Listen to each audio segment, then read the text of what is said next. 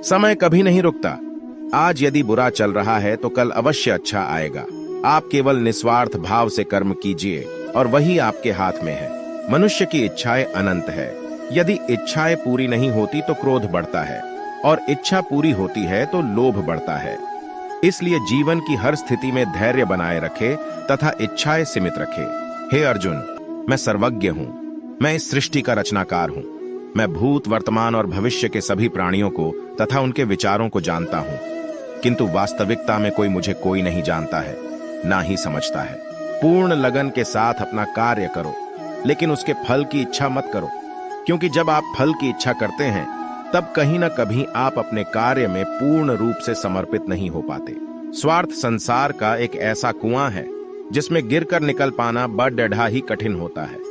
सेहत के लिए योग और किसी की जरूरत पर सहयोग, दोनों से ही जीवन बदलता है।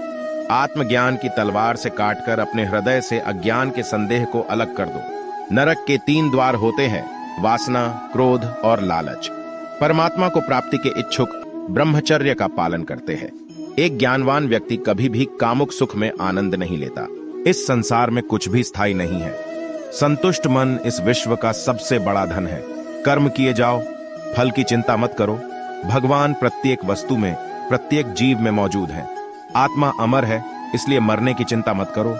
आत्मा का अंतिम लक्ष्य परमात्मा में मिल जाना होता है, इंसान नहीं। उसका मन किसी का दोस्त या दुश्मन होता है। जो व्यक्ति कामी प्रवृत्ति का होता हो, जिसके मन में लोभ होता है और जो अत्यधिक क्रोधी स्वभाव का होता है, उसके लिए नरक के द्वार सदैव खुले होते हैं। अर्थात ऐसे व्यक्ति को तो सिर्फ नरक में ही जगह मिलती है।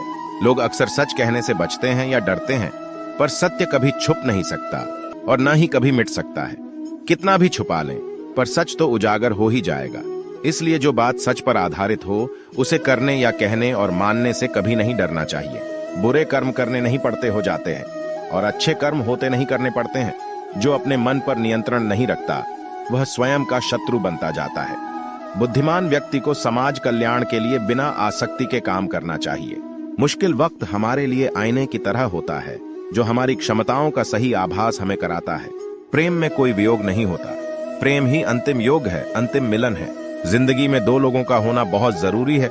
एक कृष्ण जो ना लड़े फिर भी जीत पक्की कर दे, दूसरा कर्ण जो हार सामने हो फिर भी साथ न छोड़े।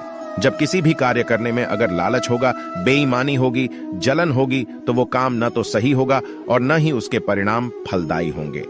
इसके अतिरिक्त जिस कार्य को हम पूरे मन से प्रेम पूर्वक करेंगे, तो वो न सिर्फ हमारे लिए बल्कि समाज के लिए भी हितप्रद होगा। जिसे तुम अपना समझकर मग्न हो रहे हो, बस यही प्रसन्नता तुम्हारे दुखों का कारण है। उस इंसान का मंजिल से भटक जाना तय है जिसकी संगत में नकारात्मक लोग रहते हैं। प्रेम सदैव माफी मांगना पसंद करता है और अहंकार सदैव माफी सुनना पसंद करता है। सिर्फ दिखावे के लिए अच्छा मत बनो। मैं आपको बाहर से नहीं बल्कि भीतर से अच्छा बनाना चाहता हूँ। शब्द उतने ही बाहर निकालने चाहिए जिन्हें वापस भी लेना पड़े तो खुद को तकलीफ ना हो। परायों को अपना बनाना उतना मुश्किल नहीं जितना अपनों को अपना बनाए रखना होता है। इंसान की सोच ही उसकी सबसे बड़ी पहचान है, वरना दुनिया में एक नाम के अनेक इंसान हैं। बहुत विनम्रता चाहिए रिश्तों को निभाने के लिए। छल कपट से तो सिर्फ महाभारत ही रची जाती है।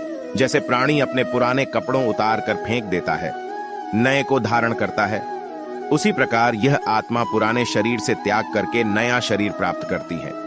तुम उसके लिए शोक करते हो जो शोक करने के योग्य नहीं है, और फिर भी ज्ञान की बातें करते हो। बुद्धिमान व्यक्ति ना जीवित और ना ही मृत व्यक्ति के लिए शोक करते हैं। न हार चाहिए न जीत चाहिए। जीवन में अच्छी सफलता के लिए परिवार और कुछ मित्र का साथ चाहिए। रिश्तों को निभाने के लिए वक्त निकालिए। कहीं ऐसा ना हो जब आपके पास वक्त हो तो रिश्ता ही न बचे, वह जो सभी इच्छाएं त्याग देता है। मैं और मेरा की लालसा तथा भावना से मुक्त हो जाता है, उसे शांति प्राप्त होती है। हमेशा छोटी छोटी गलतियों से बचने की कोशिश किया करो, क्योंकि इंसान पहाड़ों से नहीं पत्थरों से ठोकर खाता है। आत्मा न तो जन्म लेती है, न कभी मरती है, और ना ही इसे कभी जलाया जा सकता है, ना ही पानी से गीला किया जा सकता है। आत्मा अमर और अविनाशी है। अगर व्यक्ति शिक्षा से पहले संस्कार, व्यापार से पहले व्यवहार और भगवान से पहले माता पिता को पहचान ले, तो जिंदगी में कभी कोई कठिनाई नहीं आएगी। जीवन में आधे दुख इस वजह से आते हैं क्योंकि हमने उनसे आशाएं रखी जिनसे हमें नहीं रखनी चाहिए थी। जीवन में समय चाहे जैसा भी हो, परिवार के साथ रहो, सुख हो तो बढ़ जाता है और दुख हो तो बढ़ जाता है। बड़कपन वह गुण है जो पद से नहीं, संस्कारों से प्राप्त होता है। व्यक्ति या जीव का कर्म ही उसके भाग्य का निर्माण करता है। वर्तमान परिस्थिति में जो तुम्हारा कर्तव्य है वही तुम्हारा धर्म है।